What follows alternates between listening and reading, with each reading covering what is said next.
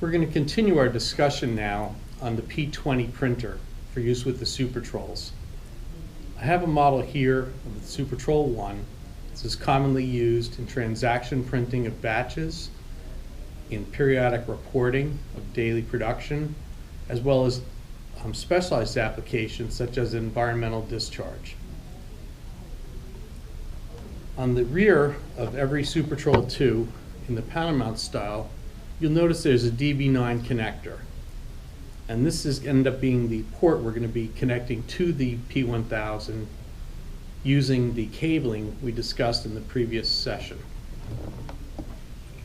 To make our connection, it's just make the two connectors mate together. The details of the cabling are described in the user manual for it, as well as the configuration of the communication port, its settings, its intended uses, as well as setting up a print list for your transaction. The RS-232 port might be pre-configured to include a multi-line print header that will be included on the transaction printing. To do that, there's a separate CD that comes with the Supertroll that you'll be making use of.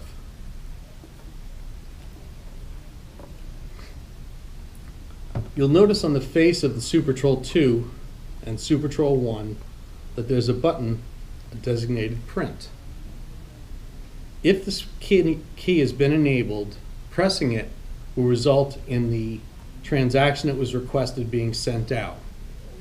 If this was a filling application, it might be something where after the pump is complete, its filling operation, you would just, the operator could hit a print button.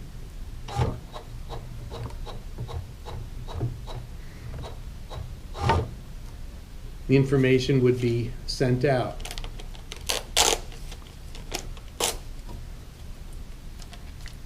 In the Supertroll 1, you can configure how many lines the paper should advance before it starts the printout and how long the ticket should be.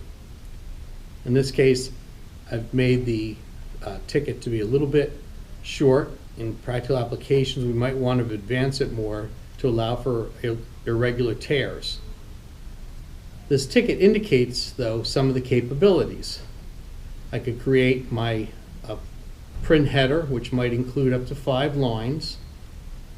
In this case, I just made up plant 211, process water discharge, a permit number, a street address, before listing the unit number, which can be artificially assigned, the printing sequence, because this is automatically, this line will advance each time a printout is done, the time, the total, the preset, which we might consider a permit limit, and the grand total amount, which would be a running total. The printouts are intended to fit in 40 characters or less, so they fit very nicely into the P20's printout capabilities. Other actions can be done similarly by just changing what initiates the print. For normal transaction printing, this is all that's required. There are other uses for the printer in some of the other modes of operation. I'm going to go now to the test mode, and then after entering my password,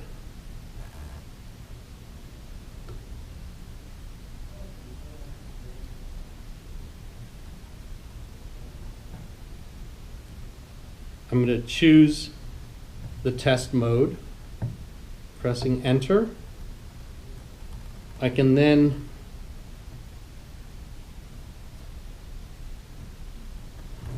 go to a menu where it says Print Setup Report.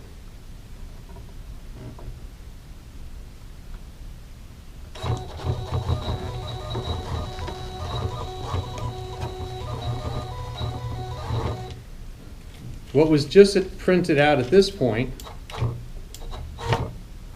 is a setup report for the instrument itself. So this contains all the setup information for this particular Supertrol. This is invaluable in terms of periodic adjustments that may be necessary in order to retain the setup of the instrument as initially commissioned. There's other reports that can be generated in the event that there's an error, if you wanted to document what problems were identified in the instrument itself. So this is a secondary use for the printer, but it's not uncommon to create these reports at the time an instrument is initially commissioned. This concludes the basic operation of the P20. Thank you very much and have a good day.